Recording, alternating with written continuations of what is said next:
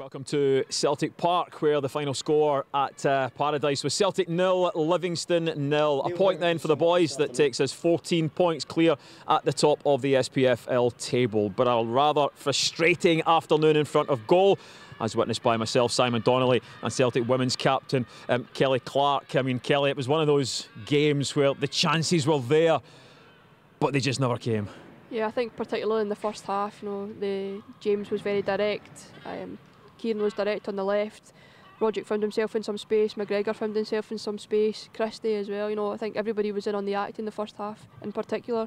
And there were a number of chances, but the Livingston goalkeeper kept them in it in the first half. In the second half was very frustrating with less chances, but the one at the end is probably the best chance of the game, and Ollie's just put it wide. Yeah, it was a fantastic chance in the dying seconds of injury time when the ball broke to Ollie Burke inside the 6-yard box, and somehow he's put his shot past the post. Simon, we were fairly confident at half-time, despite not having taken a lead, that because of the chances that Celtic had in the first 45, as long as that continued, one of them would come. But what happened in the second half? They just found it even more frustrating. I think Livy took a lot of confidence from getting in at half-time 0-0 on the back of Celtic creating a right few good chances. And they took the confidence into the second half. It was almost 2 banks of 5, Jerry, and just really frustrating. Celtic, Oliver Burke has a great chance at the end, but out with that, it was a wee bit kind of lacklustre in front of goal. I think the manager himself touched on it, just not clinical enough on the day. Could have made it a lot easier in the first half if we'd taken 2 or 3 of those chances. Let's hear from Celtic manager then, Neil Lennon. He's with John Ledwith. Neil, how would you sum up this afternoon's performance? Frustrating, because we should have won the game, and we had enough good chances to win the game comfortably, so just wasn't our day in front of the goal really, and even at the end we had a great chance to win it. But again, I can't criticise the players for anything other than not putting the ball in the net today. You were looking for creativity and invention, and in the first half there were lots of chances and lots of good movement and good football.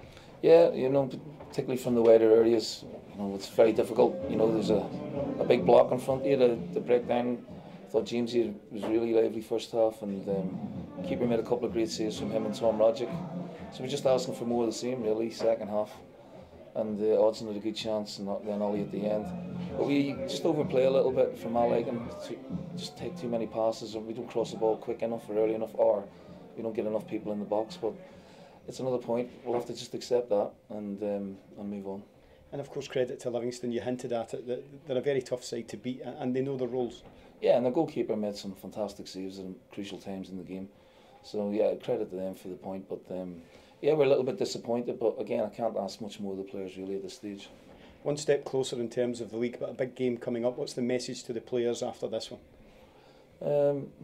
Get up to speed some. They're coming back from long-term injuries, and again, the game's in the leg today will do them good.